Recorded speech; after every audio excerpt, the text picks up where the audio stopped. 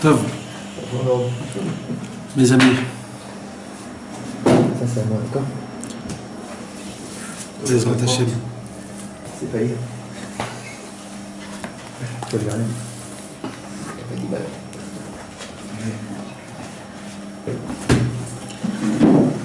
Pour la fois chez les mains. Les fois chez les mains de tout l'âme Israël. Yohan Shalom Benatou. Yohan Shalom Benatou.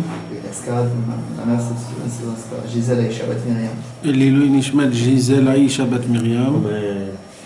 Et le fois chez les mains. Brigitte Batsara. Brigitte Batsara. Et La mère de Jérém. Esther Naomi Bat Freddy Frera.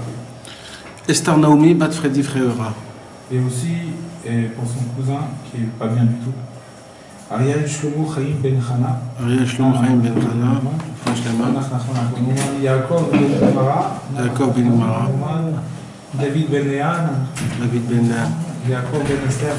Yaakov Ben Esther. Nathan Nissim Ben Rachel. Et Nathan et Nissim Ben Rachel. Amen. Bezrat Hashem.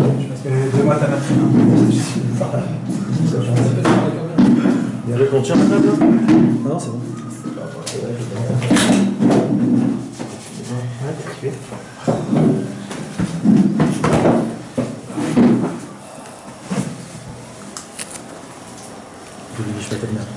Ah, venez, allez, le Nishmat Avner Ben Ovadia. Tov.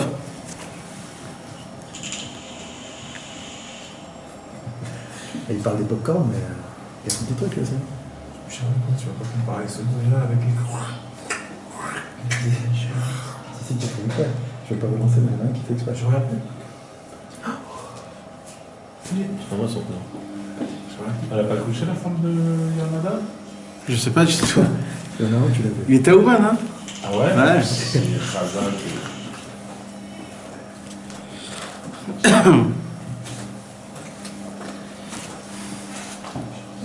Il y a un petit problème de connexion, 2 minutes, mes amis. Qui fait l'intro.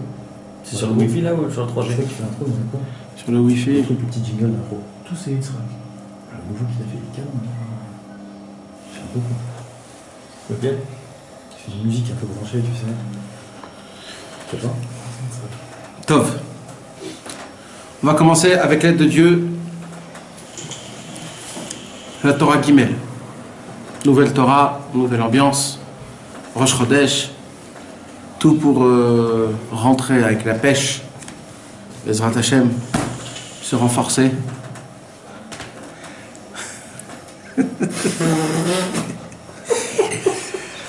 Et Tout le voyage en Pologne, c'était comme ça. Hein? Mais révise avant de faire un truc comme ça. Tu te rappelles même plus du nom du mec à la fin. Tov. Et la Torah Gimel, elle nous parle. Bezrat Hashem, ce soir, on va parler beaucoup de la musique. Musique. Alors, il y a des gens que ça branche, et il y a des gens que ça branche moins. C'est pour cela qu'on va essayer de parler. Ça va même déranger les gens. Ça va même déranger les gens. Pourquoi? Parce que les gens ils adorent écouter un peu n'importe qui. Ouais. Non, mais même quand je parle de la musique, il y a des gens qui disent ah bon, ça va, bof, la musique. Je vois pas. Qu'est-ce qu'on peut dire sur la musique, quoi? Le monde, ils croient s'y connaître un petit peu dans toutes sortes de musique, si c'est des musiciens, s'ils savent jouer, s'ils connaissent, s'ils entendent. Mais ce qu'on va apprendre ce soir, mes amis, on va découvrir que la musique, c'est pas exactement comme ce que nous on croit. C'est bien plus que ce que nous on croit. Bien plus, bien plus.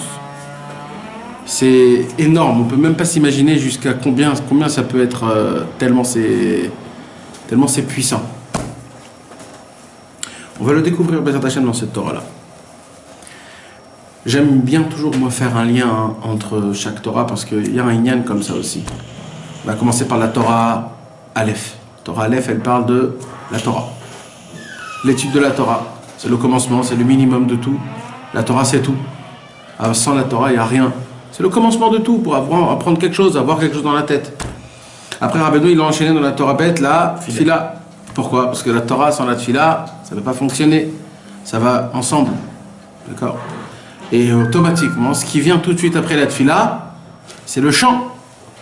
Tu comprends? C'est le chant. Ça chante. Pourquoi? Parce que c'est quoi la prière? La prière, c'est de demander, c'est d'essayer d'avoir un contact. Et le chant, la musique, c'est quoi? C'est l'expression, c'est plus que l'expression. C'est et avant et après, quand tu as une joie, tu as une puissance, quand tu vois que la tefila, elle fonctionne. Tu vois qu'Akadosh Baruch Hu, il est là. Mais tu as prié, ça a été répondu. Tu imagines qu'est-ce que c'est comme... c'est quelque chose que tu vois de tes yeux, Dieu. C'est-à-dire, tu as prié sur quelque chose, ça s'est passé. Et tu ne peux pas exprimer. Il n'y a aucune expression qui peut exprimer ça que par un chant. Rien, il n'y a rien. C'est un chant. Maintenant, essayez parce que, mes amis, là, on va commencer à parler de la musique depuis le début. C'est quoi tout? Comment ça s'est passé? C'est quoi la musique, Birlal? Qu'est-ce que vous croyez? Que c'est Stam? Un mec, il est venu, il a trouvé un bout de fer, il a commencé à frapper et que ça a commencé à devenir de la musique? C'est quoi la musique? Comment c'est venu?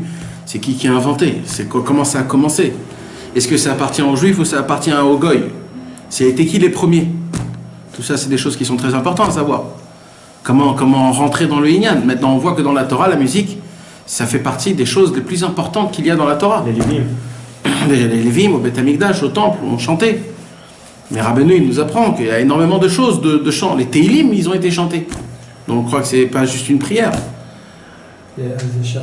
Ouais, tous ces chants, c'est pas juste des chants, c'est la voix, c'est l'instrument. Tu avais dit dans le cours de jeudi que c'est David Ameller, il a été choisi parce qu'il a chanté.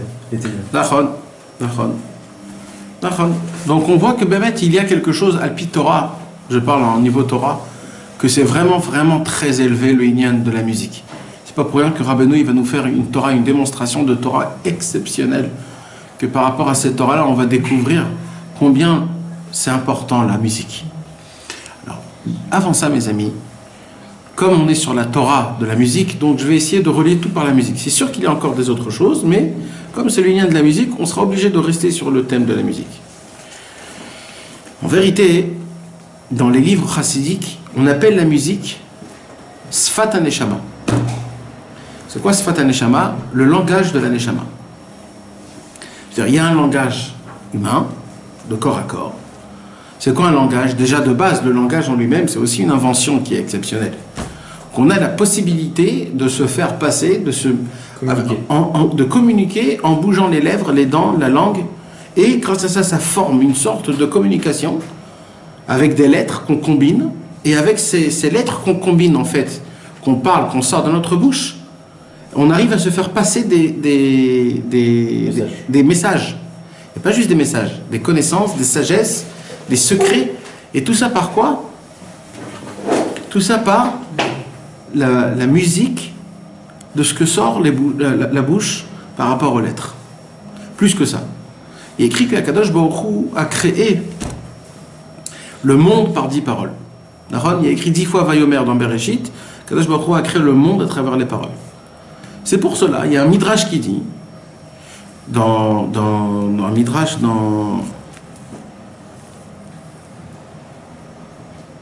il y a un midrash dans Bereshit qui dit que le jour où Akadosh Baruch Hu il a créé le monde avec les 10 paroles, ce même moment-là, les 10 mélodies ont été créées.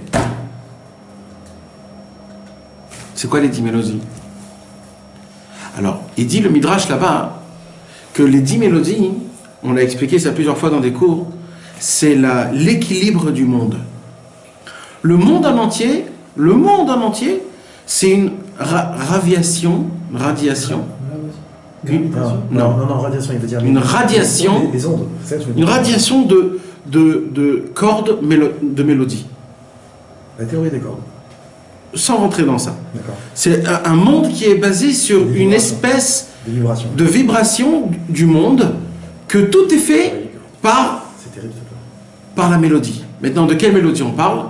Tout. Il y a des oiseaux qui sifflent, il y a les arbres qui bougent, il y a les vaches qui et les chiens qui aboient, les coqs qui font leur...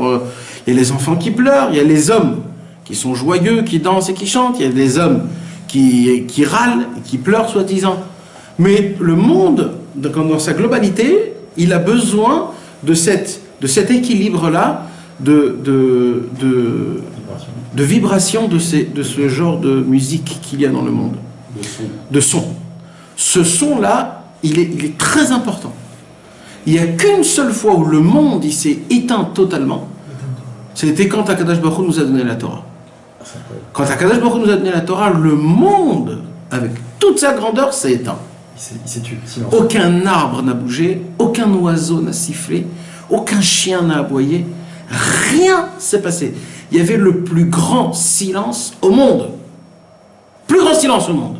Parce que quand Akadosh Baruch Hu il parle, personne ne bronche. Toute la création du monde. Maintenant, plus que ça.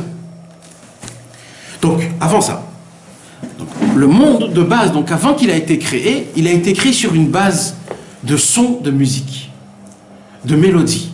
Maintenant, nous, on ne comprend pas c'est quoi une mélodie, c'est quoi. Mais, dans un monde qui est bien très élevé, d'accord, à la création du monde, comment Dieu a créé le monde avec des mélodies. Dieu a créé le monde avec la mélodie. Et c'est ce qu'on appelle Asara Mine Negina, les 10 sortes de Negina. D'ailleurs, le livre des Teilim a été fondé, basé sur ces 10 sortes de mélodies. C'est écrit dans le Tikkun Zohar que le monde, quand Mashiach viendra, il va se renouveler par quoi? Par 10 mélodies. Pourquoi? Parce que comme le monde il a été créé par 10 mélodies et c'est l'être humain qui l'a explosé, alors comment on va le renouveler? Comment on va le réparer? Avec 10 mélodies.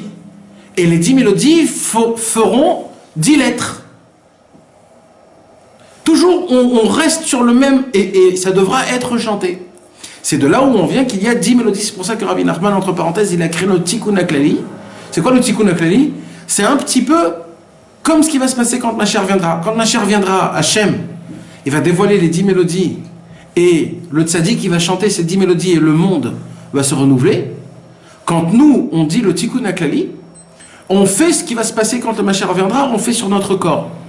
On répare notre corps complètement. Même si on l'a complètement éclaté, on l'a sali, on l'a troué, avec tout ce que tu veux, le fait est que je redis le Tikkun HaKlali, c'est exactement comme si c'était les 10 mélodies, comme les 10 paroles de la création du monde, je recréais tout mon corps comme si qu'il était propre, comme si qu'il était tout nouveau, complètement. Ça, c'était juste une petite parenthèse. Nanar, c'est pareil, il y a les 10 lettres, et c'est ça aussi. C'est encore un concentré du... On a les phrases, mais on n'a pas la mélodie. Voilà, on n'a pas la mélodie. On a On parle de chant, on parle de mélodie. Ouais. On a les paroles. On a les paroles. Mais dans la Torah, c'est un jeu de mots qui se répète tout le temps. Donc ça veut dire que un sans l'autre, des fois aussi ça peut marcher, tu comprends? Ça veut dire, on n'est pas obligé de tout avoir en même temps. Parce que des fois, la mélodie, c'est un chant, des fois un chant, c'est une musique, des fois une musique, c'est une parole, des fois, c'est Kol, Dibour, Shir, Nigun, c'est toujours pareil. Donc c'est... Alors maintenant... C'est 10 lettres. 10 lettres quoi? 10 lettres. Ah, 10 mélodies. Nun, Nunret, Mem, Nun. Il y a 10 mélodies, il y a 10 paroles, d'accord? Donc c'est toujours sur le nombre 10. Donc en fait, ce qui se passe, c'est comme le monde il a été créé par de la musique, par de la mélodie. Comment ce monde donc il rentre en concret? Akadosh Baruch Hu, il a créé ce qu'on appelle des lettres. On a fait tellement de cours, on a tellement parlé sur les lettres. C'est quoi les lettres? La combinaison du monde, c'est tous les atomes qu'il y a qui sont mélangés, des combinaisons de lettres, créer le monde, etc., etc. En vérité, nous on parle toujours de lettres, on s'arrête aux lettres. Mais c'est quoi qui est encore plus haut que la lettre? C'est le son que la lettre elle dégage. Quand tu dis le mot Aleph, il y a un son qui sort Aleph. Donc Aleph, c'est pas la photo du Aleph. C'est quoi la force, la puissance de la lettre Aleph? C'est le son qui sort la lettre Aleph. D'accord? C'est quoi le son qui sort la lettre Aleph? Aleph. D'accord. Puisqu'on le dit. D'accord? C'est quoi le son du bête? Bête. Bête. D'accord? C'est comme ça qu'Hachem il a fait. Donc en fait, la forme de la lettre en elle-même, c'est pas ça sa puissance, c'est aussi ça sa puissance, mais ce qui est encore au-dessus de ça, c'est la musique. C'est-à-dire, avant la création du monde, il y avait une musique. Il y avait une musique de forme de plein de lettres qui se disaient en même temps, et nous on ne pouvait pas comprendre. Donc là, une lettre, c'est une note de musique en fait. Hein? C'est tout des notes de musique. Maintenant, ce qui se passe, c'est qu'il faudrait les dire en une seule fois. Quand tu veux dire un mot, au lieu de dire par exemple va être Hanan, Là, j'ai dit les lettres, une après l'autre. Va être Hanan. Normalement, la vraie combinaison, comment c'est dans le ciel, en fait, ça doit être tous ces mots-là, en une seule fois, on doit les dire. Comme ce qui est écrit dans la Torah, que quand Akadosh Baruch Hu, il dit Zachor Veshamor, Bedibur Echad. Donc on ne peut pas dire Zachor Veshamor en une seule fois. On dit d'abord Zain, Chaed, Vav, Resh, Shin, Mem, Vav, Resh. Zachor, Shamor. Mais en vérité, ça se dit en une seule fois. Pareil, les 10 paroles, ils ont été dans en une seule fois. Les 10 commandements, ils ont été dit en une seule fois. Tout a été, parce que dans le ciel, c'est une mélodie. C'est une mélodie. Nous, on ne sait pas faire cette mélodie parce qu'on a le temps et la respiration. On ne peut pas les dire en même temps, les lettres. Ça doit se dire en une seule fois, ça doit se dire. Salut, ça va? Oh, Hassan. Donc ça doit se faire en une seule fois. Et donc nous, on ne comprend pas. Donc en vérité, c'est quoi la beauté des choses? C'est qu'en vérité, quand on veut réveiller quelque chose dans le ciel, il faut le chanter. Et comment tu le chantes? En lisant la Torah. C'est pour cela que quand on monte à la Torah, au Sefer Torah, quand tu lis Dafka dans un parchemin, par une lettre qui a été écrite par un humain, que la lettre en elle-même, elle est écrite d'une écriture ashuri, c'est-à-dire comme on écrit, et que la personne, elle voit qu'elle le lit à voix haute, alors ça crée la mélodie d'en haut, ça la fait réveiller tout ce que ça se passe comme ça s'est passé avant. Mamash, autant d'avoir bidiouk. Ce qui s'est passé avec Avraham, Yitzhak, Yaakov, quand tu lis dans la Torah, ça se fait encore une fois. Plus que ça, je vais vous dire. Le sofer, quand il écrit des mezuzah, quand il écrit les téphilines, ok? Un sofer, il a écrit des téphilines, Meoudar, Sheba Meoudar, Sheba Meoudar, Sheba Meoudar. Il vaut 2000 €. Ok? Si le sofer, après qu'il a terminé d'écrire la paracha, il n'a pas répété de sa bouche, il a lu depuis le début jusqu'à la fin, même qu'elle a été écrite avec tout ce que tu veux, c'est des téphilines qui ne vaut rien. Pourquoi? Parce qu'il faut que l'humain, l'être humain, fasse vivre ces lettres, ce parchemin. Comment on le fait vivre? On tape sur la note. C'est une halakha les basés? C'est pas nifsak la halakha, mais alpi Kabbalah, c'est comme je t'ai dit. Comme tu nous avais dit les livres, tant que t'as pas lu. Mais là, non mais de base tout le monde le sait ça. C'est pas un truc que personne ne sait. Non mais la majorité des sofrim ils connaissent cette halakha là. Alors maintenant, mes amis, c'est comme un organe. Comment dire un organe? Un piano, d'accord? Un piano, quand tu vois un piano, un organe, l'homme échané. Quand tu vois un instrument de musique, alors tu t'imagines un petit peu la musique qu'elle peut faire. Quand tu vois une guitare, tu sais que c'est un peu guitare. Quand c'est un violon, c'est un violon. Quand tu vois un Sefer Torah ou un livre de Torah ou un truc comme ça, quand tu le vois comme ça, tu vois, tu peux lire, voilà, tu lis à tes yeux, tu comprends plus ou moins. Donc c'est rentré dans ton cerveau, mais pas plus que ça, ni dans ton cœur, ni dans ta neshama. Parce que quand maintenant tu t'assois devant un piano et tu commences à jouer au piano, c'est pas pareil. Quand tu lis les lettres de la Torah, tu appuies sur la lettre, sur la note de la lettre en haut dans le ciel et tu crées une musique. Mamash, ça veut dire tu joues un instrument dans le ciel. C'est pour ça que c'est tellement important de le lire à voix haute et pas que. C'est ça que les Tunisiens sont macpid sur les tamis. Comme tu veux. Non, c'est vrai. Comme tu veux. Ils sont hyper macpid. Ok. D'accord, l'homme est chané, mais en tout cas ça fait son effet dans tous les cas, tu comprends? Ça fait un effet. C'est le fait de le lire dedans, ça crée un effet qui est exceptionnel. Donc en vérité, le monde il a été créé par quoi? Donc dans la Torah, il y a écrit par des lettres. Le monde a été créé par 28 lettres.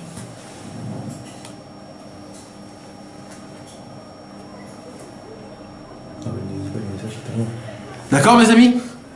Donc qu'est-ce qui se passe? Il se passe que quand donc un homme il rentre en disant la lettre, il appuie sur la note et il fait réveiller la chose.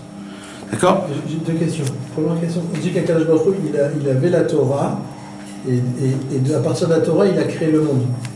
Donc c'est quoi par rapport à ce que tu disais, c'est quoi? C'est la Torah qui a devancé la parole.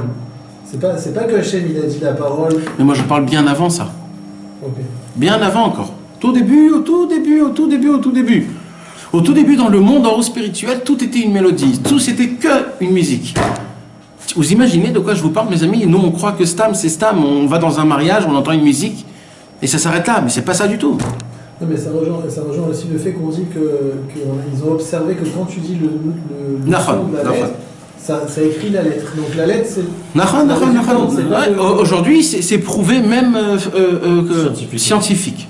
Et ça fonctionne que dans les lettres hébraïques, pas dans les lettres ABC. Donc ça veut dire, ça nous prouve que mettre la forme et le son de la note, de la lettre qui sort, c'est divin, c'est quelque chose qui vient de tout temps. Et quand Akadosh Baruch Hu, il a créé le monde par les 28 lettres, en fait c'est vrai, mais encore plus haut que ça, c'est par le son de la lettre, des lettres, que quand tu sors, ça crée la chose en elle-même. D'accord ? Hein ? Voilà, exactement. C'est pour ça que quand on a donné la Torah, il y a écrit que comme c'est Akadosh Baruch Hu qui a dit les premiers commandements, il y a écrit là-bas qu'il voyait les sons. Ah, ça se crée automatiquement. Comment il voyait normalement ? On entend un son. C'est parce que quand Akadosh Baruch Hu il parle, ça crée tout de suite. C'est quelque chose qui est mamage, que tu peux le ressentir. C'est pas quelque chose tam que tu entends. Ouais, ça veut dire c'est une vraie création, une parole. C'est le son en elle-même. Tu vois ce son. C'est tellement qu'il est matérialisé exactement. Donc on voit que ça a commencé comme ça. À l'origine. À l'origine. C'est quoi l'origine ? Tu dis, ils ont fait une expérience avec des enfants avant la faute, qui sont très jeunes.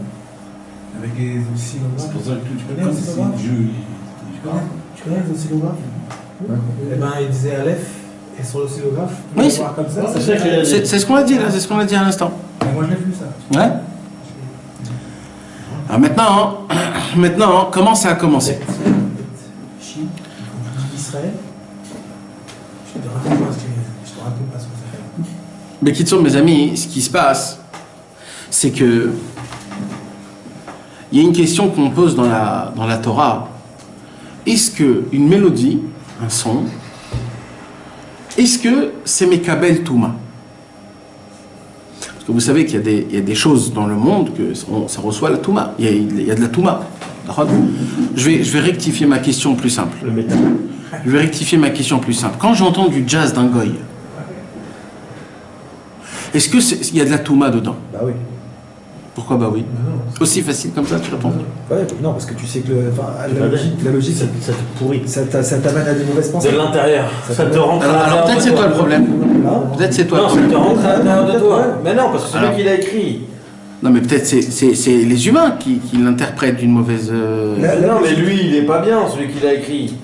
Donc ce qui te rentre à l'intérieur de toi, c'est du pas bon. Ouais, mais parce que tu la connais, la Torah. Non, mais du tout. Sur ma vie, même avant de lire. Mais... Gilbert Montagnier, on parle pas de jazz. Gilbert Montagnier, tu c'est un juif, c'est pas pareil. Ne serait-ce une mélodie pour les paroles. C'est vrai que les paroles, Je parle pas des paroles, je parle pas d'Afka des paroles. Une mélodie. C'est rien, a priori c'est. Alors, c'est une bonne question que moi c'est une très très bonne question cette question-là. Du hard rock, ça peut pas être bon. Hein. Il est pas là. Du hard rock. On peut parler, il est pas là. Comment il s'appelle? Du trance. Du trance. Des musiques de fou. Voilà. D'accord. Ouais, la trance. Wagner. Tristesse, ça t'amène de la tristesse ces trucs-là, de mettre. La musique classique? Ouais, c'est triste. Non, mais il y a du classique qui est super élevé.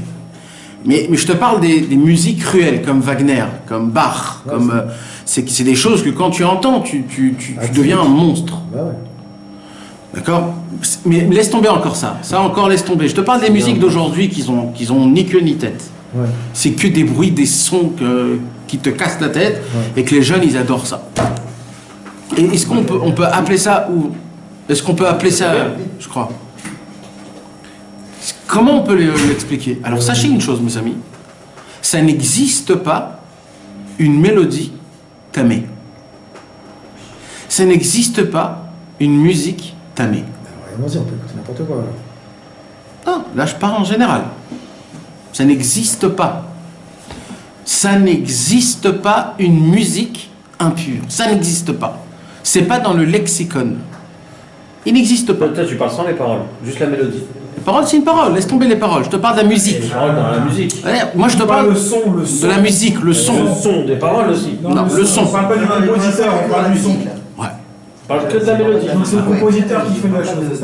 Alors attends. Non, parce que même. Alors attends. Hein? D'accord, les mots. Mais pour l'instant, les mots, c'est très bas. Viens, on parle de la musique. On parle du son en lui-même. Il n'y a pas de son, t'arrêtes. Voilà. Ça n'existe pas un son. Voilà. Le son, c'est divin. Alors maintenant, on sait qu'il y a des sons qui sont pas divins. D'accord?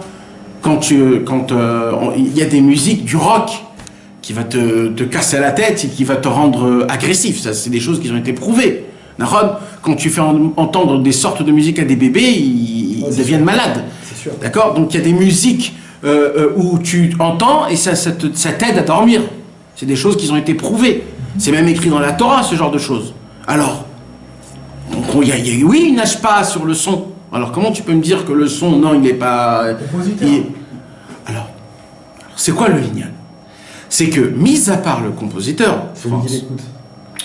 c'est ça, c'est la personne, le cli, c'est moi. Moi, l'être humain, comme il a des surbases sur sa tête, des choses qu'il a vécues, automatiquement, quand il va recevoir la musique, L'interpréter. voilà, ça veut dire un mec qui est... Tu vas me dire date. Un mec qui est par exemple de nature très coléreux, Ça va lui réveiller ça. alors quand il va entendre une certaine musique, ça va lui éclater sa musique. Un homme qui est très atzout, très pas triste, mélancolique, il est très pas bien, etc. Rasra. Quand il va entendre la même musique du coléreux, ça va lui le mettre en rasra. Ça va lui rappeler des souvenirs d'avant, il va commencer à pleurer, etc. C'est comme l'alcool. Il y a l'alcool des gens que ça leur rend agressif, il y a l'alcool que ça rend gay, il y a des gens que l'alcool ça lui rend le mec qui pleure toute la journée, il sait pas ce qui se passe. Il y a des gens. Et maintenant c'est le même alcool, c'est le vin, c'est le même vin, c'est pas juste, c'est le Kelly, c'est l'homme, comment il l'interprète, tu comprends? Et ça c'est très important de savoir ça. La musique en elle-même, elle est dans tous les côtés toujours sain. Parce qu'elle est tellement pure qu'on ne peut pas, l'impureté ne peut pas venir sur la musique. Sur le son. Sur le son, c'est important.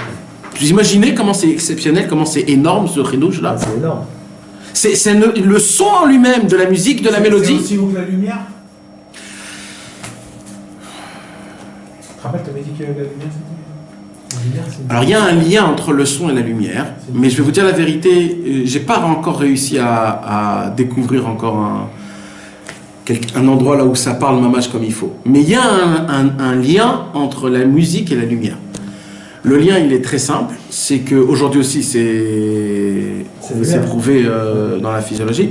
Quand tu mets des sons de musique à base de Hashmal, c'est-à-dire à base d'électricité, ça veut dire que tu envoies les ondes. Et les ondes, et le Hashmal, la force, la puissance de l'électricité, il fonctionne par rapport aux ondes de la... Ça fait bouger la musique, ça fait bouger la lumière, ça fait des lumières rouges, vert, bleu, vert, ça bouge. Donc il y a un lien. Mais Alpitora, il y a une connexion. Mais maintenant, Alpitora, j'ai pas encore trouvé le Inyan, mais il y a un lien. Mais alors, on va laisser ça de côté, d'accord? Alors maintenant, on va rester sur la musique. Donc maintenant, qu'est-ce qui se passe? Je m'excuse, mes amis, qu'il y ait une grande introduction. C'est obligé parce qu'on va rentrer dans cette Torah. Il faut que vous connaissiez. Il y a des bases qui sont très importantes à connaître. Donc, comment tout a commencé? Tout a commencé par le petit-fils de Adam Harishon. Le petit-fils de Adam Harishon, il s'appelait Yuval. Yuval, c'est le premier qui a créé le Kinor. C'est lui qui a créé le, comment on dit? Violon. Le violon. Et il n'a pas juste, il a créé le violon. Tuval Caïn, ouais. Il a créé des violons, il a créé tous les instruments à base de cordes. C'est lui qui a créé tous les instruments à base de cordes. Et le monde, et lui, il a commencé à faire ça. Mais comme lui, c'était pas un tzaddik. C'était pas un tzaddik. Alors, de base, il a créé ça, pourquoi? Pour cet avot à lui. On va pas rentrer dans ça parce que c'est pas notre inyan, mais il avait des pulsions mauvaises, il avait des envies qui étaient très mauvaises, qu'il n'arrivait pas à les faire rentrer dans ce monde. Avec la musique, il arrivait à les faire rentrer dans ce monde. Ok? On va pas rentrer parce que c'est pas la peine de rentrer dans ça. Mais d'après la Torah Mamash, c'est qui est descendu, qui a fait descendre la musique vraiment en grande masse, Mamash. Quand Lévi est né, le fils de Léa, il a fait descendre le monde de la musique. Hein? Dans le temple. Avant? Ouais. Mais de base, Lévi en lui-même, toute la journée, il jouait à l'instrument. Lévi, il a joué à tous les instruments. Tous les instruments. Les instruments de frappe, les instruments de respire, de souffle, les percussions, voilà, avant. tout. C'était Yaakov Avinu, il a dit à Lévi, il a dit toi, tu seras obligé de connaître tous les instruments à la perfection. Et tu vas enseigner ça à tous tes enfants, et tous tes enfants vont enseigner.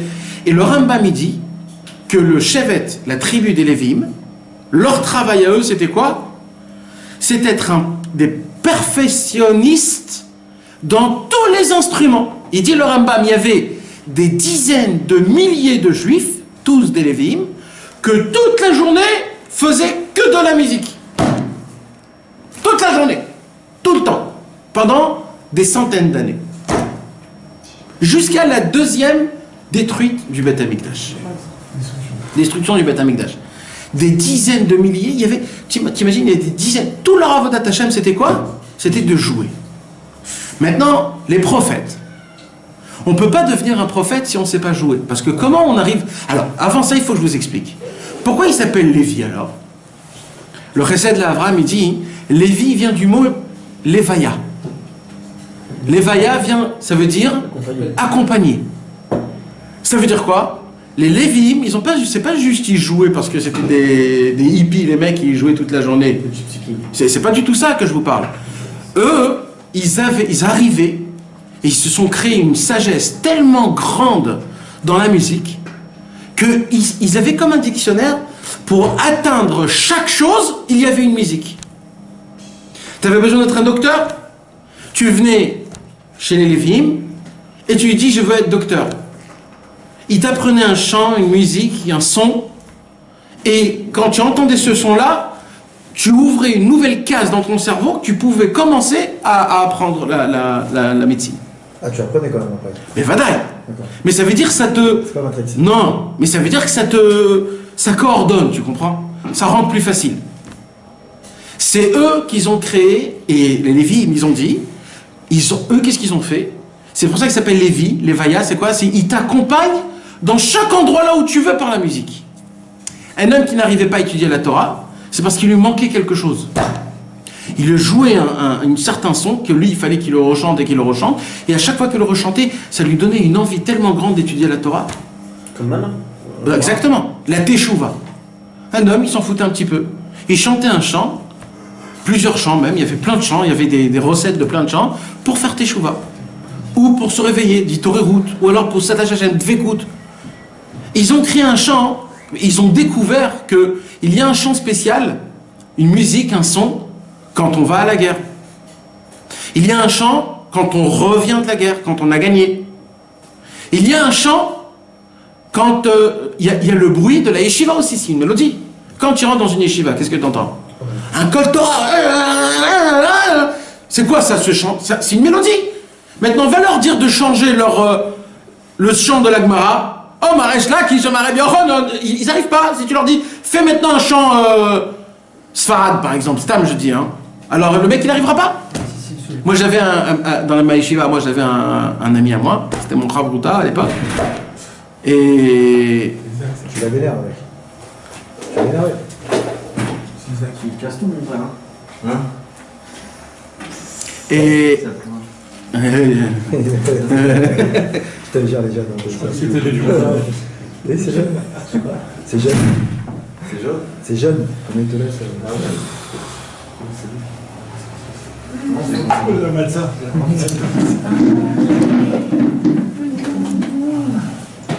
Alors maintenant, qu'est-ce qui se passe? Donc, ils ont découvert qu'en vérité, il y a une possibilité d'aller en guerre, par exemple. Tu vas à l'armée. Mais si maintenant tu vas faire des champs d'armée, tu vas créer des champs d'armée, ils vont plus avoir d'enthousiasme. Ils le font d'ailleurs. C'est ce que je t'explique. Aujourd'hui, nous, on voit ces choses-là. Ouais. Mais c'est où la racine? C'est ça que moi, je veux vous expliquer. C'est les Lévim, la racine. La chanson qu'il avait Rabbeinu pour amener les tzadikim. Exact. Rabbeinu, il a créé 10 mélodies. Il y a 10 chants que Rabbeinu, il a écrits. Il a composé. On a que ça là? Non, on a 10, on a les 10. C'est ça? Ouais, bien sûr. C'est qu'il a dit. C'est pas Rabbeinu qui l'a écrit. C'est lui qui l'a écrit. C'est lui qui l'a écrit. C'est là où on accompagne les tzadikim. C'est lui qui l'a écrit. Je pensais qu'il avait descendu, moi. Les autres, c'est quoi les autres? On va pas rentrer dans ça là, mais il y a. Attends, alors maintenant, qu'est-ce qui se passe? Il se passe que dans les Lévi'im, ils sont rentrés dans la chorma de chaque chose et ils ont découvert que dans chaque chorma, il y a une mélodie spéciale. D'ailleurs, Rabbeinu il a dit, dans chaque Torah que j'ai dévoilée, j'ai un nigun Une danse. et une danse. C'est-à-dire chaque Torah, elle a sa musique spéciale. 400 musiques. Quoi. Ouais. Mais ça veut dire quoi? C'est-à-dire qu'au moment où tu apprends la musique de cette Torah-là, tu arrives à t'attacher à cette Torah énormément. Dafka à cette Torah. Il a dit, mais si j'en dévoile une, le monde y revient. Et Rabbeinu il a dit, si je dévoile la Torah avec la mélodie Et la danse. et la danse, j'enlève le libre arbitre même des animaux. Même les animaux redeviendront des hommes. C'est-à-dire, ils vont marcher à 2 pattes au lieu de 4 pattes. Rabbeinu il a dit, si je dévoile ça. Une seule. Ouais. Vous imaginez de quoi on parle, mes amis? Rabbeinu il a dit, dans chaque chorma, il y a une sagesse. Pour avoir la Emouna, il y a un chant de Emouna. Pas un, il y a plein de chants, mais il y a une mélodie d'Emouna. Il y a une mélodie de Shmirat Abrit. Il y a des mélodies pour tout. Tout dans le monde, il y a des mélodies. Même pour l'architecture, pour la médecine, pour toutes sortes de sagesse, il y a une mélodie qui convient à sa sagesse. Pourquoi tout ça? Encore une fois, parce que puisque le monde en entier a été créé par les 10 paroles, que les 10 paroles c'est quoi? Ce sont les 10 mélodies, Asara Mine Negina. Donc il y a une note, des notes de musique dans chaque chose qu'il y a, que c'est ça qui fait vibrer la chose, et c'est ça qui fait créer, donner le point divin dans la chose, qui l'a fait faire créer. C'est quoi qui fait créer la chose en elle-même, qu'elle a une maintenance, qu'elle vit? C'est le point divin. Mais c'est quoi ce point divin? C'est cette accorde, cette note qui l'a fait vibrer. Il dit Rabbi Nachman, c'est quoi qui fait de la musique? Quand tu fais de la guitare, c'est quoi qui fait de la musique? C'est le... Ça vibre. D'accord? Tout ce qui bouge, c'est un signe de vie. Tout ce qui ne bouge pas, c'est un signe de mort. Donc il dit Rabbeinu, tout ce qu'il y a dans ce monde-ci, qu'il y a de vivant, pourquoi c'est vivant? Parce qu'il y a une vibration de notes, de musique qui l'a fait vibrer. Tu comprends? Maintenant, C'est le cœur, quoi. ouais, on l'a dit dans le cours de jeudi. Nous, on est un chef d'orchestre, tout notre corps. Comment c'est possible que là où tu touches, tu sens le pouls? Tu touches ici, tu touches en bas. Quand tu as mal à la tête, tu sens le pouls de ton corps. Partout. Quand tu as mal aux dents, tu sens le battement de... Comment c'est possible? Il est juste ici, le cœur. Parce que le cœur, c'est le chef d'orchestre. Il dit Rabbeinu, Rabbi Nathan, dans Ilchot Nesiat Kapaim Alachae, il dit Rabbi Nathan, si on rentre dans un corps humain, on entend une musique comme ça n'existe pas. Il y a le battement de cœur qui donne le ketser. Comment on dit le rythme? Le rythme. Vous savez que la musique, la première chose de la musique, d'ailleurs c'était la première musique dans le monde, c'est le rythme. C'était un rythme. C'est comme ça que ça a commencé. Après il y a eu un air, après il y a eu... Et comme ça petit... Non, l'air c'est à la fin. Mais après il y a eu plusieurs choses. Mais d'abord c'est le rythme. C'est qui donne le rythme au corps? C'est le cœur. D'ailleurs, quand le cœur bat fort, c'est pas bien. Ça s'appelle du lachazdam, c'est la tension. Pourquoi c'est la tension? Parce que c'est trop. Quand c'est un rythme qui va trop vite, c'est pas une musique. La musique, il faut qu'elle soit bien comme il faut, tu comprends? En fonction de comment le cœur y bat, la circulation du sang le fait petit à petit, et comme ça les mouvements bougent, ta tête elle voit. Quand Ras Shalom, le cœur ne bat pas trop fort, tu vois pas bien, t'entends pas bien, parce que donc en fait tout se tient en fonction. En fait c'est une mélodie exceptionnelle. Après il y a le poumon. C'est comme une pompe. Après, il y a le manger. Quand le manger il descend, ça fait du bruit. Il y a le travail de l'intestin qui le mâche. Il y a aussi, excusez-moi que je vous dis ça, mais ça fait partie. Les gaz qui sortent de notre bouche et qui sortent d'en bas, ça fait partie aussi du Inyan. C'est de l'air qui en plus, qui gonfle le ventre. Ou alors, et ça fait partie. Il y a écrit que la première fois qu'Adam Arishon, il a sorti un gaz d'en bas, Il a commencé à rigoler. Il s'est dit, c'est quoi ça? Le mec, il a écrit comme ça dans le Midrash. Il a commencé à rigoler. C'est ça. Alors, et d'un coup, il a senti. Ah ouais. Alors, il a écrit que après, il a senti qu'est-ce que Il c'est. s'est dit non. Il s'est dit, mais le corps humain, la plus belle création d'Akadosh Baruch Hu, même nous, on la rend pas comme il faut. On est pourri. Comme ça, il a dit. Dommage. Donc ça veut dire, vous imaginez comment c'est en fait tous un chef d'orchestre. Le monde en entier, il y a un chef d'orchestre qui vient et qui fait comme ça. Maestro. Et quand le maestro il fait comme ça, le monde est en équilibre. Quand le maestro il fait d'une seule main, le monde commence à... et ainsi de suite. C'est pas pour rien que dans chaque chose aujourd'hui ils ont découvert qu'il faut une musique. Vous allez voir que dans un film, pour que le film il soit plus réaliste, plus vivant, plus émotionnel, il faut de la musique. Maintenant il y a de la musique émotionnelle, il y a de la musique moins émotionnelle qui fait peur. Un film d'horreur. C'est quoi le film d'horreur? C'est que la musique. Si tu enlèves la musique du film d'horreur, il ne fait plus rien le film d'horreur. Maintenant, un film super touchant, si tu enlèves la musique, tu te restes comme ça, tu dis, bon, ça va, 1h30 passée, laisse tomber. La musique, tu pleures, tu trucs, oh là là, etc. Et ainsi de suite. Pour rigoler, pour tout. Imagine-toi un mec qui donne une blague sans l'intonation. Ça ne fonctionne pas. Pourquoi? Parce que c'est quoi qui fait tout le Inyan? C'est l'intonation, c'est la musique des choses. La musique, c'est la vitalité de chaque chose. C'est ça qui crée tout le Inyan. Tout le Inyan. D'accord? Donc maintenant, ça a été quoi? Donc c'était les Lévi'im, les premiers qui ont commencé à travailler la musique et qui l'ont vraiment étudié à fond. Et les Lévi'im, ils ont donné ça. Maintenant, à l'époque, comment on pouvait devenir des prophètes? Comment on devenait des prophètes? La prophétie, il dévoile Rabbi Nachman dans la Torah qu'on va étudier. La prophétie, c'est-à-dire le fait de connaître quelque chose, de se connecter à quelque chose pour tout savoir, ça part du même endroit là où la mélodie elle sort. Ça veut dire que les prophètes, après qu'ils avaient appris tout ce qu'il faut faire pour être un prophète, ça suffisait pas. Le prophète, il était obligé d'aller apprendre des instruments de musique et de jouer à des musiques.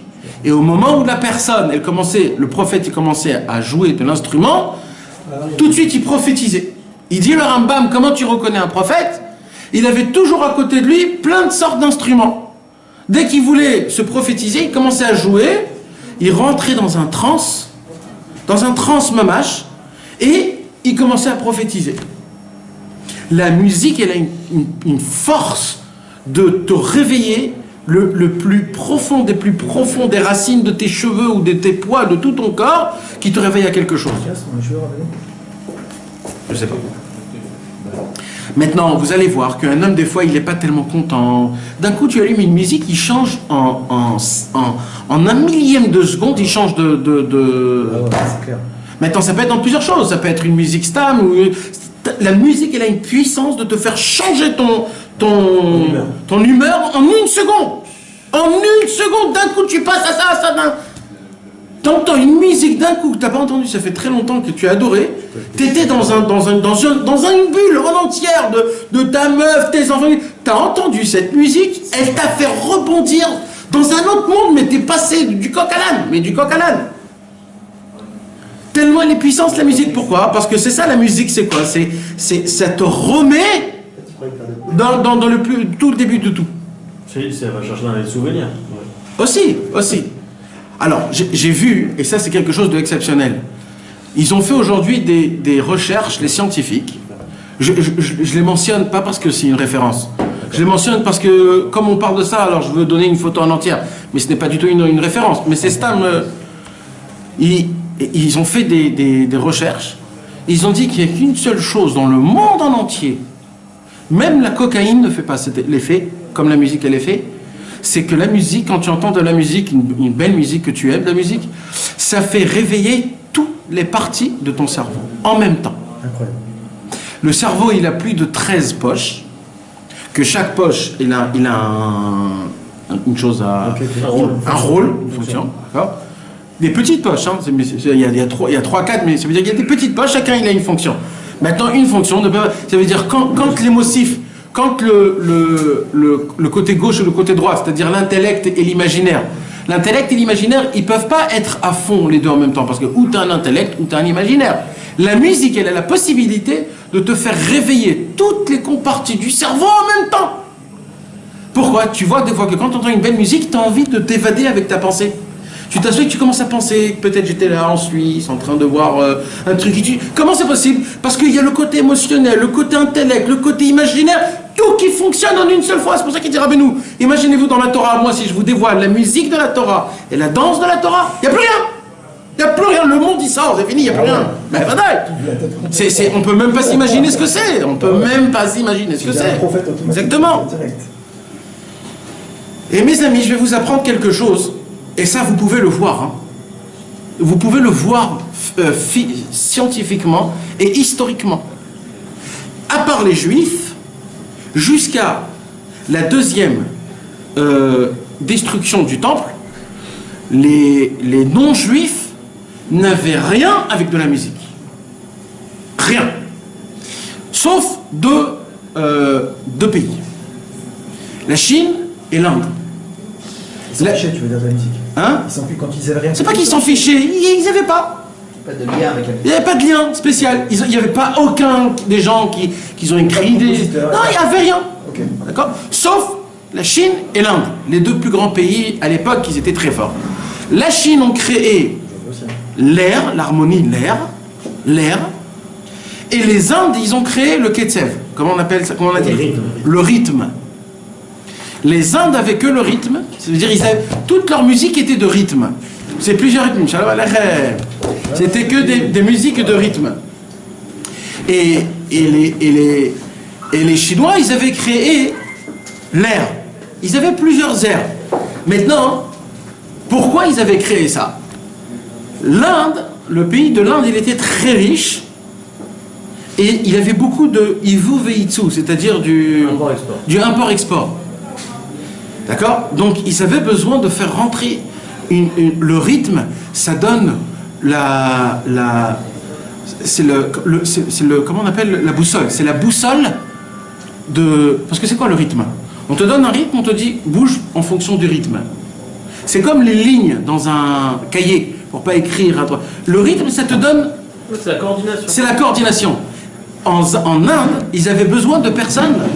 Parce que tout le monde veut rester chez à la maison. Mais comme là-bas, c'était l'import-export le plus important, alors ils ont voulu créer que tout le monde soit tous des va-et-vient. Et comment tu fais rentrer ça? Ils ont créé des musiques de rythme dans le port de l'Inde. Et ça a créé qu'il y a eu énormément de personnes qui sont venues, qui se sont dit allez, il faut bouger, il faut voyager, il faut faire de l'import-export. Et c'est comme ça qu'ils ont créé l'Inde. Ils ont eu une Inde qui était très riche à l'époque, etc. Je vous parle d'il y a 2000 ans. Hein. C'est pas d'avoir connu ça. Et oui, parce que c'était connu. Maintenant, la Chine, complètement contraire. La Chine, eux, ils voulaient justement que personne sorte de la Chine. La Chine était tellement riche, elle avait tellement tout, et ils avaient plein de secrets qu'ils ne voulaient pas donner aux autres. Maintenant, c'était très facile de sortir de la Chine, de vendre un petit secret de la Chine, par exemple les aiguilles ou les plantes, tout ça, ça appartenait. Et le mec, Tout, c'est comme aujourd'hui, quoi. Alors, qu'est-ce qu'ils ont dit? Ils ont dit non, on va créer une musique qui vont se tenir bien, qui vont être bien dans leur peau.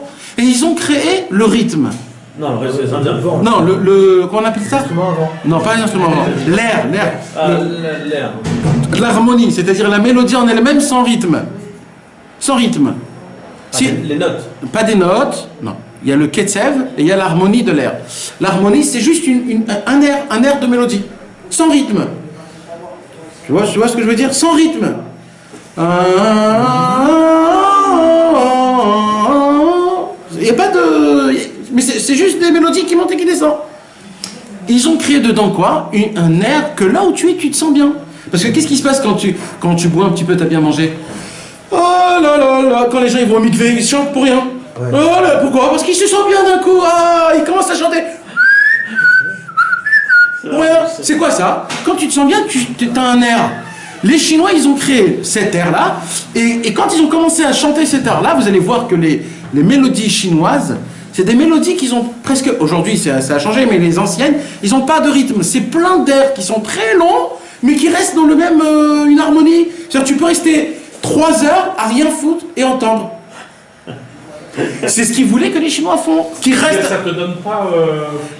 ça t'envoie pas nulle part. Voilà. Tu es bien là où tu es. Ça t'immobilise. Ouais, ça te fait dans Voilà. Ça te stabilise, Donc, mis à part la Chine et l'Inde, il n'y avait, et même eux, ils n'étaient pas très forts dans la mélodie. Hein.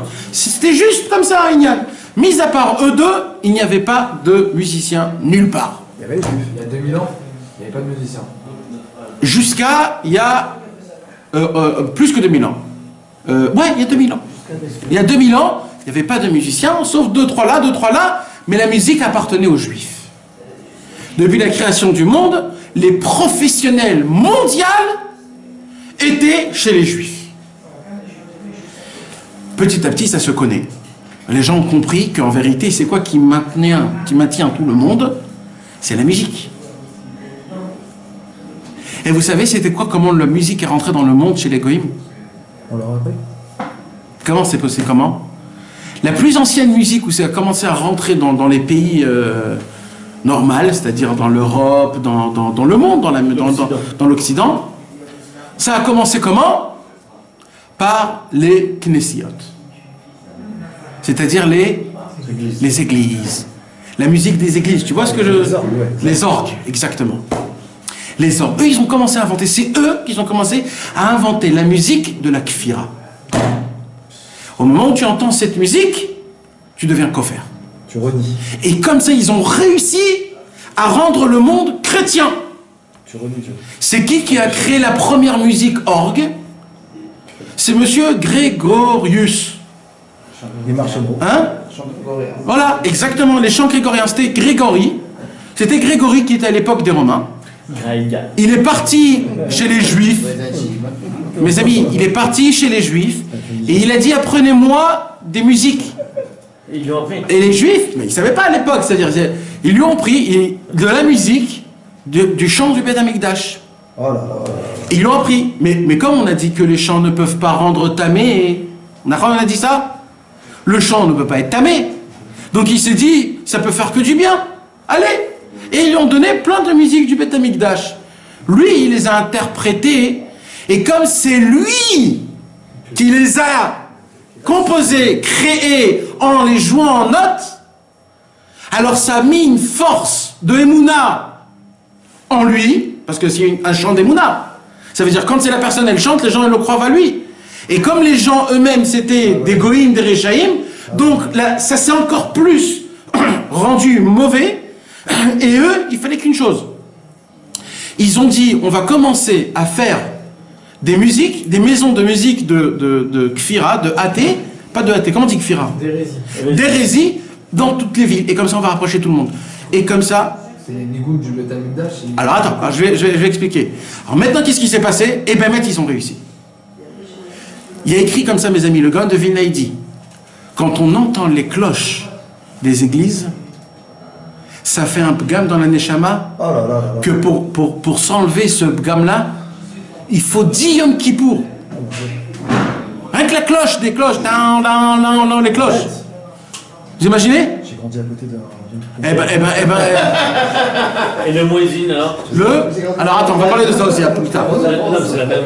Attends, vous posez trop de questions, moi j'ai les réponses à tout, mais il faut juste un peu de temps. Pourquoi? Parce que les cloches, ça fait partie de ce qu'il y avait, tout ça, dans les maisons d'hérésie, pour ramener les gens à l'hérésie contre les juifs.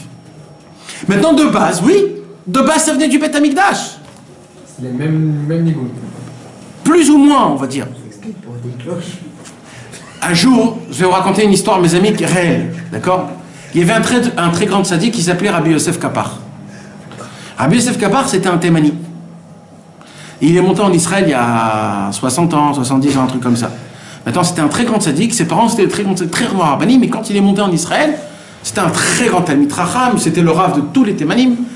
Et lui, il adorait les manuscrits très anciens. Les manuscrits du Rambam, de tous les Rishonim. Et lui, il était à la recherche de toutes sortes de manuscrits. Et il a voyagé dans le monde pour avoir ces manuscrits-là. D'ailleurs, il a tout réécrit en hébreu, c'est quelque chose de folie. Un jour, il s'est dit, il faut que j'aille au Vatican. Il est allé au Vatican, et il a vu un très grand Talmid Chacham, Rabbi Yosef Kapar, qui Et ils l'ont reçu sans aucun problème. Ils lui ont ouvert plein de portes pour s'asseoir, pour regarder tous les écrits de tous les Rishonim, parce que le Vatican, ils ont énormément. Ouais. Et il est resté là-bas des jours et des jours à tout recopier. Un jour, il entend une musique. Il devient fou. Il dit, c'est pas possible. C'est quoi cette musique? On chantait ça chez nous à Théman, quand on était en Théman. Ça le rendait fou.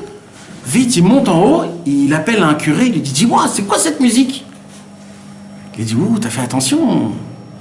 Et il lui dit, bah, il paraît de chez nous, cette musique appartenait à vous dans le temple. Ah, incroyable. Il a dit, ben moi, quand j'étais bébé en Théman, on chantait cette musique-là. Maintenant, vous connaissez le chant qu'on chante en Motzei Shabbat? Les David, Baruch, Adonai, Tzuri, Am, Lamed, Yadai, Lakrav. On dit que ça fait partie du chant du Beth Amikdash quand ils chantaient ce Mizmor-là. Vraiment un peu ça, il connaît le mec. Non, mais ça veut dire c'est beau de savoir qu'il y a encore des choses comme ça qu'on a gardées. C'est énormément beau. Donc vous comprenez que de la base, après, donc les chrétiens, ils ont créé des musiques pour tout. Et c'est comme ça qu'ils ont commencé à faire leur guerre. Inquisition, toutes ces choses-là, etc., etc. Ils ont commencé par des musiques, ils ont créé des musiques. Comme eux, ils ont commencé à créer des musiques, petit à petit, toutes les religions ont commencé à créer des musiques. Les Arabes, en deuxième, ont créé aussi leur musique. Le Rambam, il écrit dans Shut Rambam. Il écrit une réponse énorme, parce que vous savez, c'est quoi Shut? Shut, c'est She'elot ou Tshuvot. Tu te rappelles, Dave? Et donc, c'est quoi? C'est les questions et les réponses. Et on a posé une question au Rambam. Est-ce qu'il y a un homme qui adore les chants d'arabe? Le Rambam, il a répondu une tchouva énorme, très très grande. Le Rambam, il n'écrivait pas des grandes tchouvot. Cette tchouva-là, elle est énorme sur Dafka, les chants arabes. Il dit que les Arabes ont fait rentrer dans leurs chants à eux une envie presque à devenir fou pour les passions sexuelles. Incroyable. Et il a dit que si tu vas les entendre, qu'est-ce qui va se passer? Tu ne peux pas ne pas fauter ou d'avoir des envies que jamais dans ta vie tu pourrais avoir ces envies-là si tu n'aurais pas entendu ces musiques-là. Ça te fait rentrer. C'est pour ça que le Gaon de Vilna, il dit, écoute bien. Le Gaon de Vilna, il dit comme ça. Il y a écrit dans la Gemara, dans Masechet Baba Kama, 10 mesures de immoralité descendues dans le monde. 9, ils ont pris les Arabes. Et une mesure, le monde en entier, ils les ont pris. Incroyable. Le Gaon de Vilna, il dit comme ça. Pourquoi les Arabes, ils prient 5 fois par jour et leur prière, c'est des chants de pleurs? C'est comme si il gémit en pleurant. Ouais. Il dit pourquoi? Il dit il pleure parce que la dernière mesure, elle a été donnée au monde et pas... Incroyable. C'est incroyable. Le Gaon de Vilna. Mais ça marche pas ce que tu dis avec ce que tu as dit au début. Parce que tu as dit au début que la musique elle était pas talmée, c'était nous qui. Mais maintenant tu dis que le Grégoire, là, ou Grégory, il a réussi à transformer. Il n'a pas transformé, je t'ai expliqué. Le fêté du compositeur. Ouais. Quand il la joue en lui-même, il crée une émouna. Quand la personne elle va entendre, il va voir la émouna à celui qui la joue. Voilà. Donc ça crée une émouna. Maintenant la personne en elle-même, quand elle n'est pas jouée avec les Shem Shamaim, c'est-à-dire dans le Beth Amikdash, pour rapprocher les gens, à la racine, alors ça te crée ce que eux ils veulent. Tu comprends? Ça te crée ce qu'ils veulent. Donc ça fait son effet. Ça t'ouvre des cases dans ton cerveau qui n'est pas comme il faut. C'est comme ce qu'on a expliqué, toute la différence entre la Grèce. C'est toute l'histoire de Hanouka. C'est quoi l'histoire de Hanouka? Ils ont créé des sagesses qui ont été importantes. Alors quoi, on va dire que la sagesse c'est pas bien? Non, c'est bien. Toute la différence, c'est la sagesse, elle est faite pour quoi? Est-ce qu'elle est faite pour la Vodat Hashem ou elle est faite pour le monde? Si elle est faite pour la Vodat Hashem, il n'y a pas de problème. Mais si elle est faite pour avoir des connaissances, eh ben, là, ça devient très grave. Donc quand tu entends une musique stam, si par exemple tu te dis, bon, il faut que j'ai une itorérou dans la Vodat Hashem, il faut que j'ai un éveillement dans la Vodat Hashem, comment il faut que je fasse il faut que j'entende une musique d'éveillement. D'accord? Alors tu vas te mettre, on va dire un exemple, tu vas te mettre une musique d'éveillement. Si tu as envie de t'éveiller dans la passion sexuelle, ça va te réveiller une passion sexuelle, même si le chant en lui-même, il a été fait pour un éveillement pour Hachem. Incroyable. Tu comprends? Parce que c'est le contexte, il reste le même. La question, c'est toi, qu'est-ce que tu as envie de faire avec?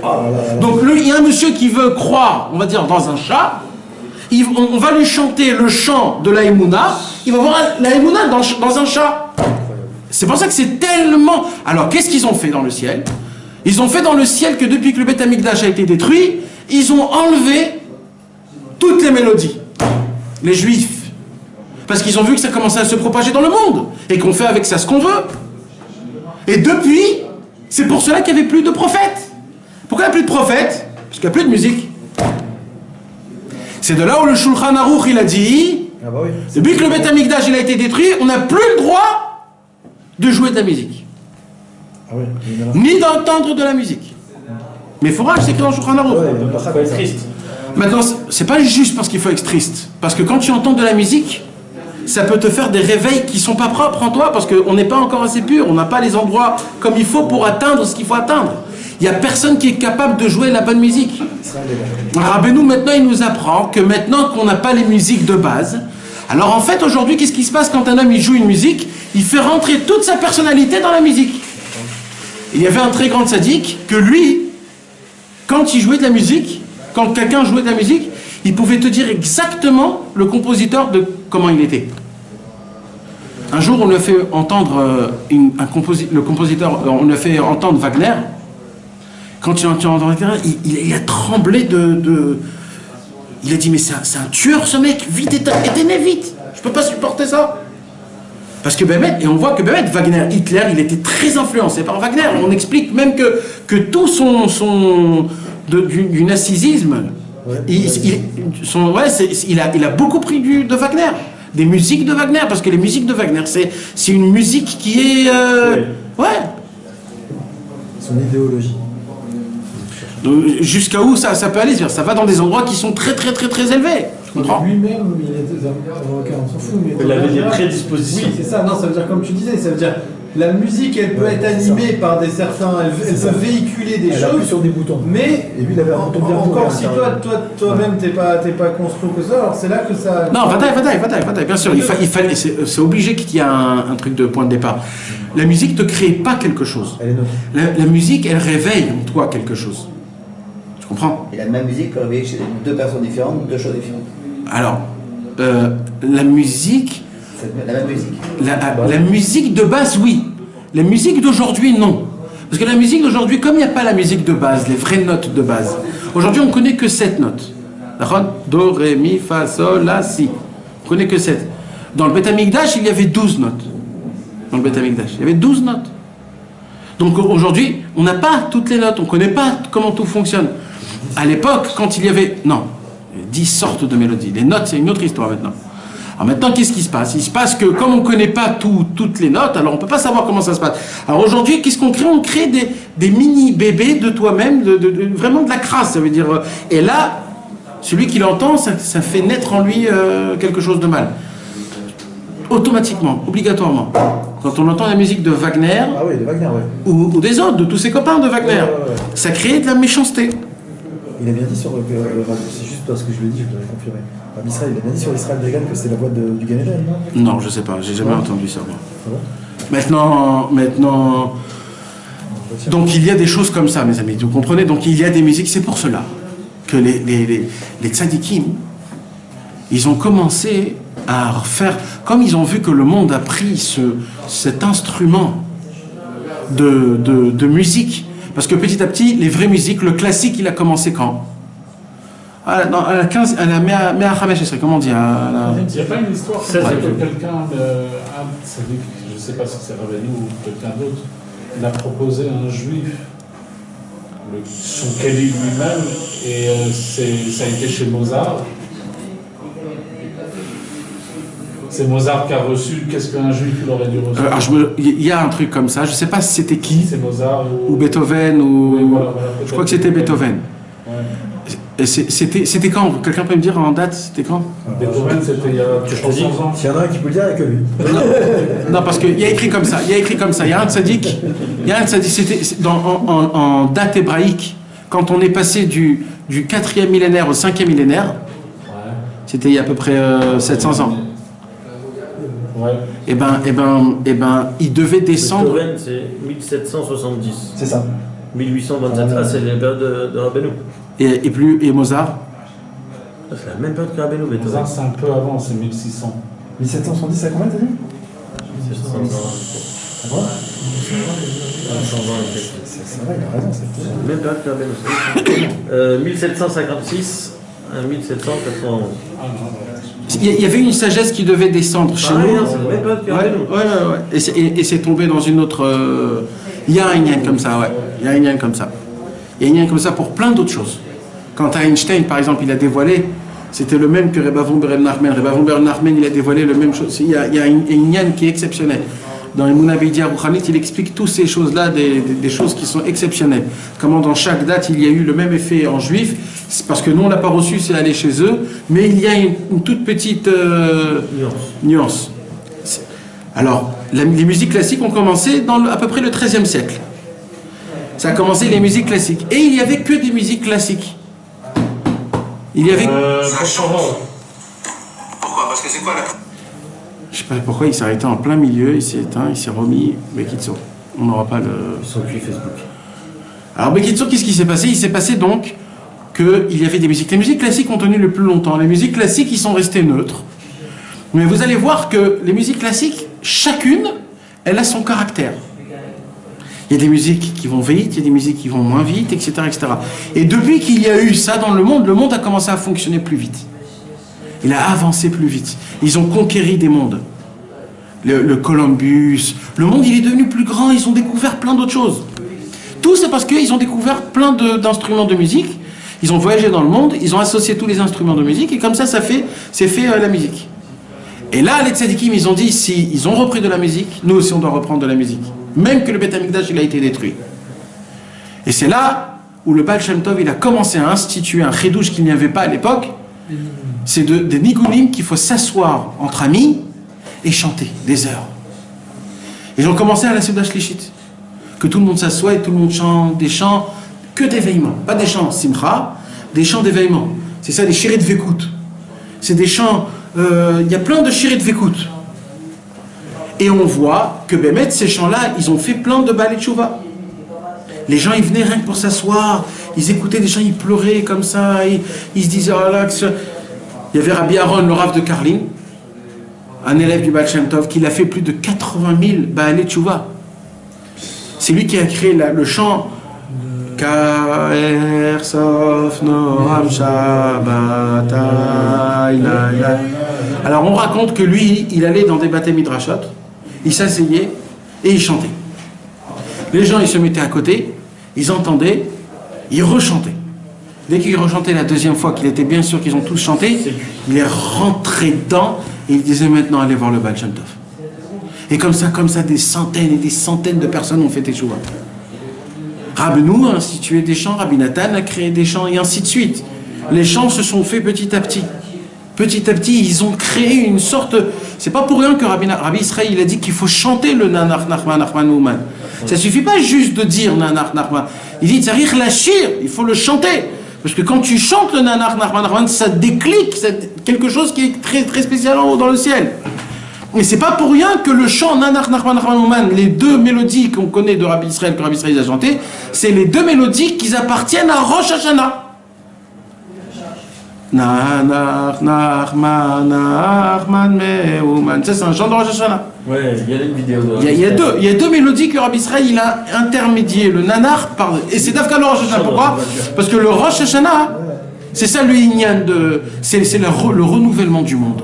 Ça renouvelle le monde. Maintenant, on voit qu'il y avait l'histoire très connue dans la Gemara Masechet Chagiga. Il y avait la Gemara qui raconte sur les 4 tzadikim qui sont montés dans le ciel. Il y avait Rabbi Akiva, il y avait Ben Azaï et Ben Zoma, et il y avait Elisha Ben Avouya. Les 4 sont montés dans le Pardès céleste. Et là-bas, ils ont vu des choses qui, chacun il a pété un câble, sauf Rabbi Akiva. Et Elisha Ben Avouya, lui, il a complètement tourné et il est devenu Acher. Tellement qu'il est devenu complètement hérétique, que on ne prononce même pas son nom. On dit Acher, quelqu'un d'autre. en parlant de Elisha Ben Avouya. C'était le maître de la lumière. C'est ça, non? Ouais. Ça a fait un bruit énorme, parce que ces 4-là, c'était des 4 piliers, mais... C'est des géants. On peut pas s'imaginer, imagine-toi un très grand Tzadik Ras V'Shalom, je ne veux pas dire de nom parce que c'est honteux, mais imaginez-vous un très grand Tzadik, comme Baba Saleh par exemple. Et d'un coup, il tombe dans l'autre côté. Comment c'est possible? C'est pas possible. C'est pas possible. Ça a fait un bruit énorme. Et les Chachamim, ils sont tous assis sur une table en se posant la question, qu'est-ce qui lui est arrivé? Qu'est-ce qui lui est arrivé pour... Parce que ça, c'est un travail qui rentre dans le plus profond de sa neshama. Alors, c'était une mélodie? Alors, l'Agmara, elle dit, Lopasak mipume zemer yevani. Il n'arrêtait pas de murmurer des chants grecs. Comment c'est que ça l'intéressait? Hein? Comment ça c'est que ça l'intéressait? J'ai jamais compris ça. Non, il chantait. Bah, c'est que ça l'intéresse. Il a entendu, ça t'arrive pas que le matin tu te réveilles avec un chant? Mais si. Et ça veut pas te sortir de ta tête? Ça arrive, ça rentre dans ta tête, ça sort plus. Ça arrive. Maintenant, l'opasak poumé, ça veut dire quoi? Ça veut dire que s'il aurait juste chanté une fois, 2 fois, 3 fois, bon. Mais le problème, c'est que tout le temps, il arrêtait pas. La musique l'a fait faire rentrer au plus profond, puisque la musique, c'est ça la racine, on a dit. C'est la racine divine de la note, des vibrations, de la vitalité de la chose. Donc le Zemer Yevani, la Grèce, toute la mythologie grecque est rentrée jusqu'à que quand il y a eu le Méred de Bar Korva, il est parti avec les Romains, il faisait partie des Romains. Oh. Elisha Ben Avouya, celui qui est monté dans le Pardès céleste. Il n'y a eu que 4 qui sont montés dans le Pardès céleste. Il est monté jusqu'en haut, il a vu Dieu, il a vu le trône d'Hachem par ses yeux en chair. Et lui, il a tourné à cause de la mélodie qu'il a entendue. Combien ça peut nous faire de l'effet? Vous comprenez un petit peu, mes amis, comment c'est?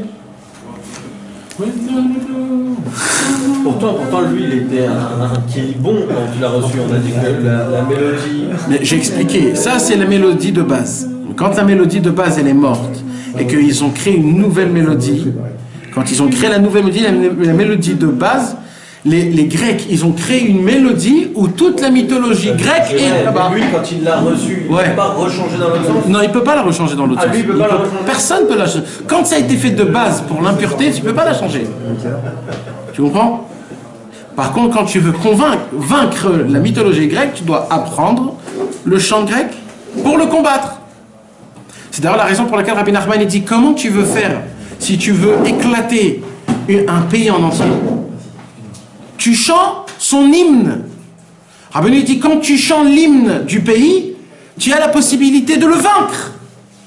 C'est pour ça que Rabbi Nachman il faisait des fois à Seudah Shlichit, quand il entendait que la France elle avait des problèmes avec Napoléon et l'Ukraine, et il était plus pour la France que... Alors il chantait l'hymne de France. C'est quoi, comment ça s'appelle? La Marseillaise. Et il a fait comme ça pour l'Angleterre, il a fait pour... Et j'ai oublié de vous dire, mes amis, vous n'avez pas fait attention, comment c'est possible que chaque pays il a son hymne? Parce que dans chaque pays, il y a vraiment toute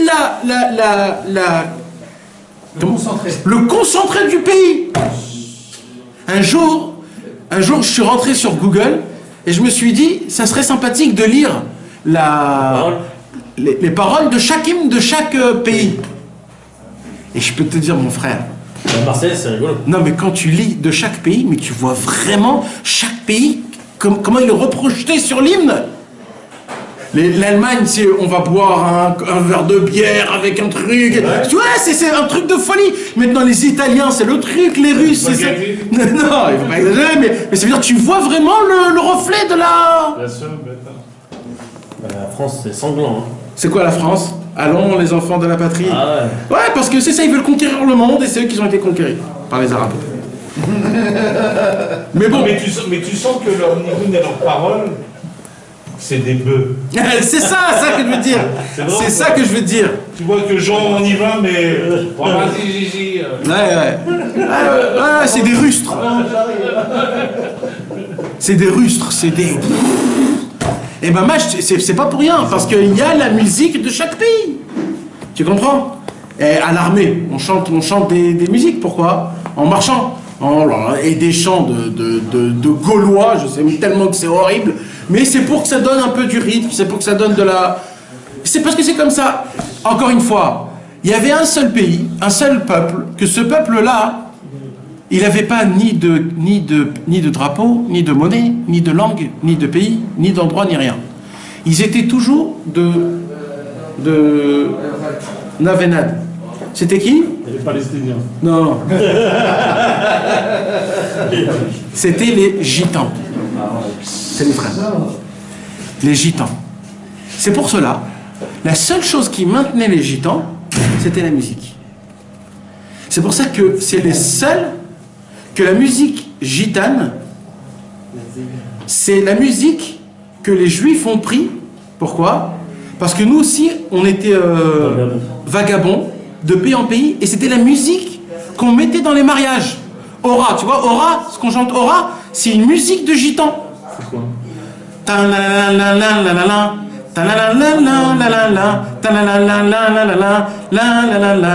Hey, tous les chants qu'on chante de l'Akba Omer, là, les musiques de... C'est des musiques gitanes. Un jour, quand j'étais jeune, j'ai voyagé de Eretz Israël à Ouman non. J'ai pris un voyage d'Israël en Roumanie, de Roumanie en train jusqu'à... C'était à l'époque quand on était jeunes. Oui, je me rappelle. Et voilà. Alors on dormait parce que c'est de nuit, tu vois. Alors j'étais avec 2-3 amis et on dormait, c'est des dortoirs de 6. Voilà.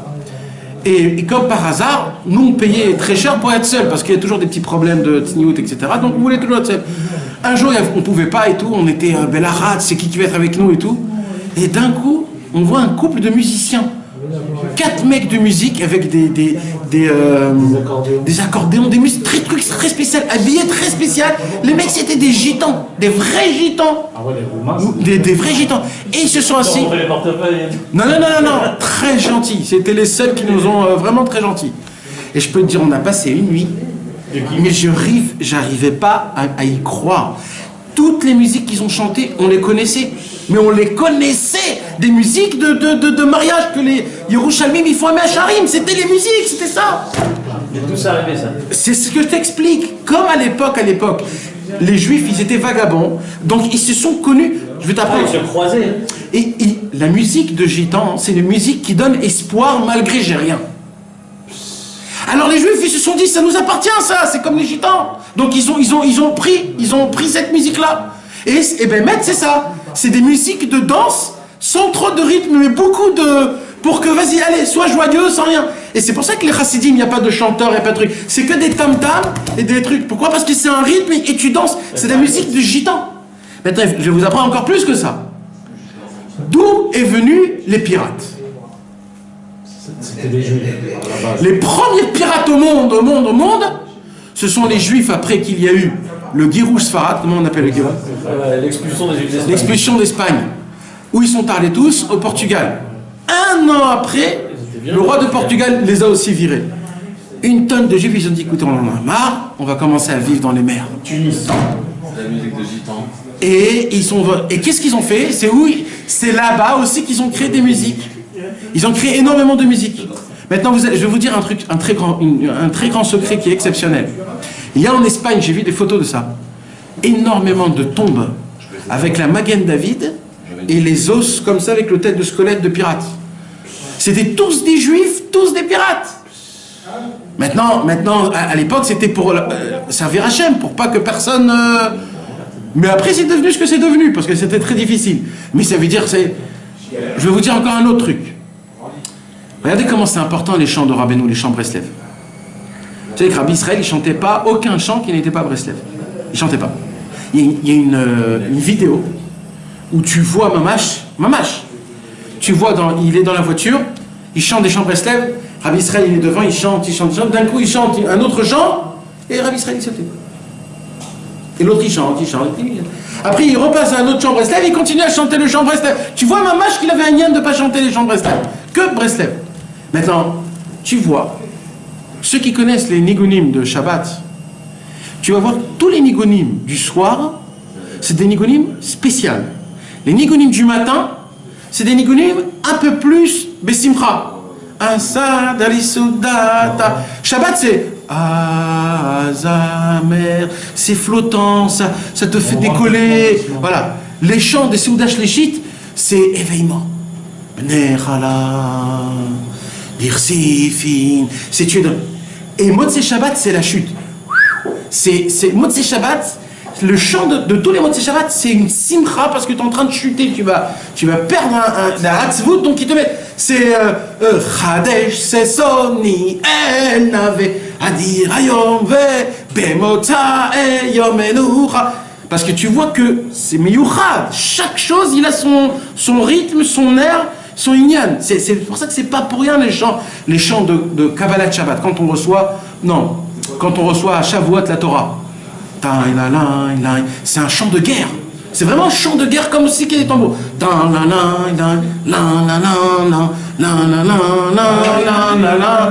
va recevoir la Torah, donc on se prépare comme. Il faut les apprendre, Bruno. Donc on voit que dans chaque chose, il y a à Pessah. Ah oui, il faut les apprendre. Pessah, c'est quoi? C'est là où tu es. Rosh Hashanah, tu fais tous les nigunim. Non, pas du tout. Comment nous? Pas du tout. Ça, c'est à Rosh Hashanah en fait. Non, mais c'est l'autre, c'est Michael qui fait. Mais de base, nous on chante le. Même Bornstein? Non. Bornstein? Non. Comment? Non. Dans les anciens, on ne chante pas Tanik ce chant-là, dans la chute, non.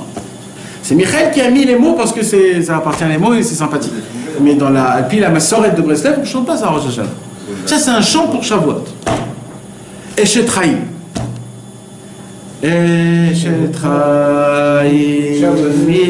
C'est quoi ce chant-là? D'où ça vient ce chant-là?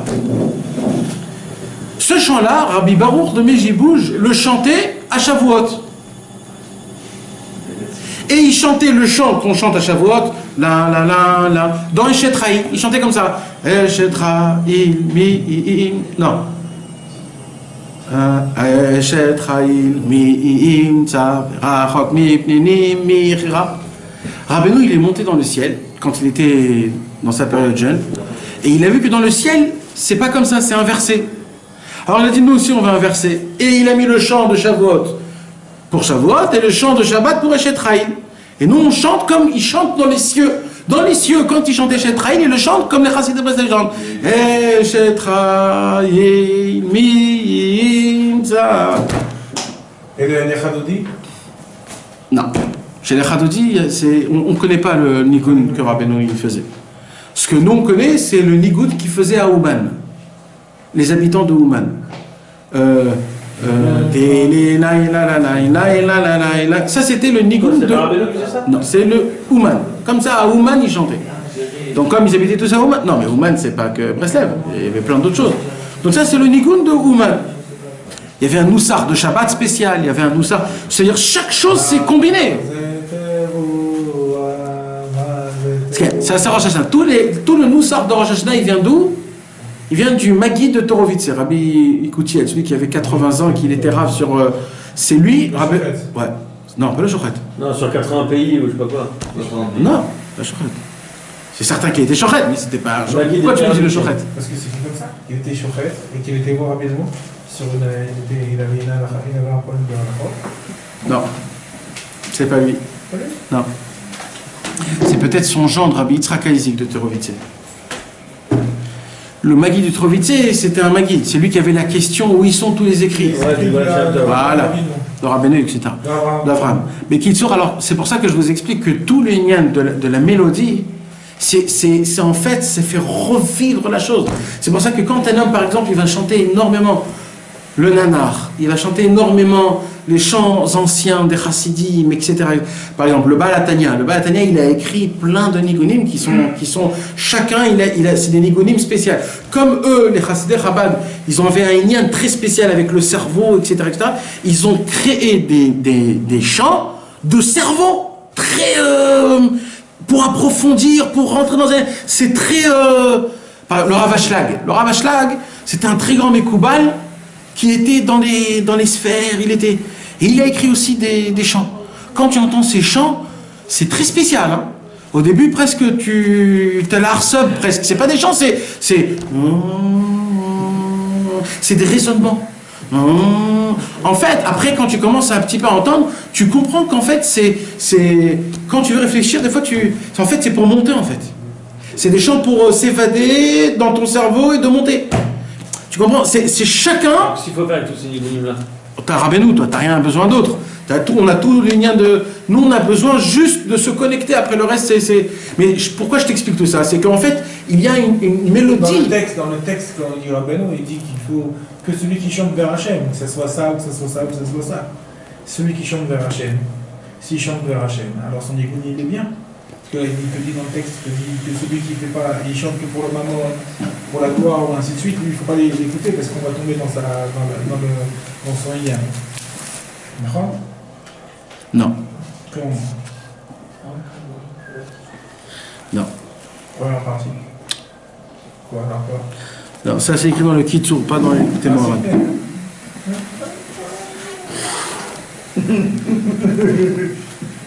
C'est ok? Ouais.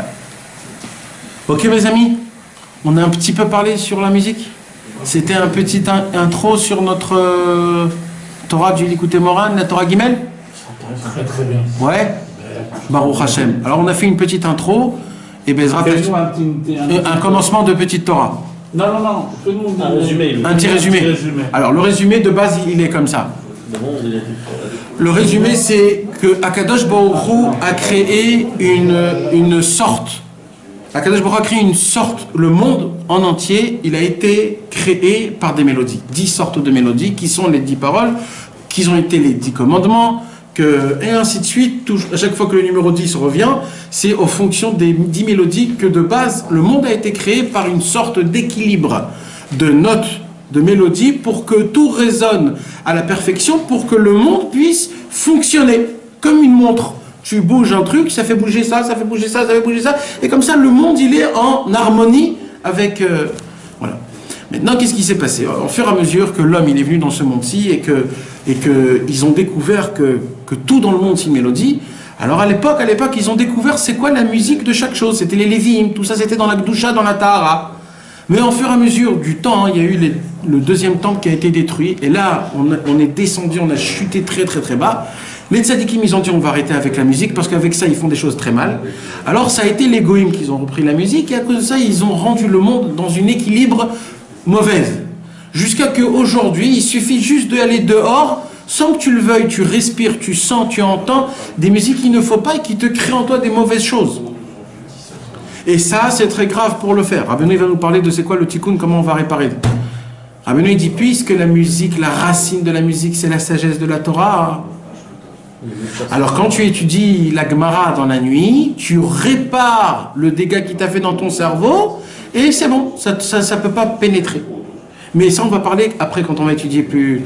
Donc, ce qui nous explique Rabbi Nachman de Breslev, c'est qu'en vérité, puisqu'il y a une mélodie à chaque chose, il faudrait. La mélodie, elle a une puissance, une force, quand tu le fais Bigdusha ou Betahara, de pouvoir t'envoler dans la chose en elle-même directement, sans aucune intro, sans rien. Pourquoi? Parce que la racine de ta neshama, elle ressent la musique, la mélodie, elle t'approche vers Hachem d'une vitesse à très très très haut niveau. Puisque de base tout est fait. C'est pour cela que les tzadikim, ils ont créé plusieurs sortes de mélodies. Il y a la mélodie de la simcha, il y a la mélodie du renforcement, il y a la mélodie de l'éveillement, et il y a la mélodie du collement, dvekut. D'accord? Il y a la simcha, il y a la hitorerut, il y a la dvekut, et il y a la yitraskut. C'est 4 sortes de mélodies qu'il y a aujourd'hui dans la Torah qui sont équivalents au Pardes, Pshat, Remez, Drash et Sod, les 4 parties de la Torah, que chaque partie est équivalent à chaque partie de ce qu'on vient de dire, et qu'en utilisant ces 4 parties, qui sont équivalents à les Zmirot de Shabbat du soir, du matin, les Soudash Lishit, et de Motzei Shabbat.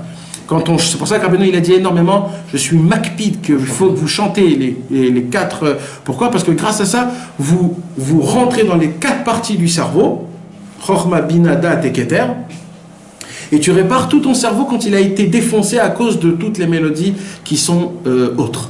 Maintenant, ça c'est le bon côté. Le côté qui est pas bien, il dit Rabbi Nachman, il faut faire très attention de ne pas entendre des mélodies qui sont pas bien. Pourquoi? Parce qu'il y a des mélodies qui vont te créer en toi la cruauté. Il y a des mélodies qui vont créer en toi la passion sexuelle. Il y a des mélodies qui vont créer en toi la tristesse. Et ça, ces choses-là, quand ils vont rentrer en toi, comme de base, on est fait de ces mauvaises choses-là, on peut tomber très bas. Comme l'exemple du Acher. Exactement, comme Acher, que lui, avec toute sa grandeur, eh ben, il pouvait pas... On m'a posé une question exceptionnelle aujourd'hui.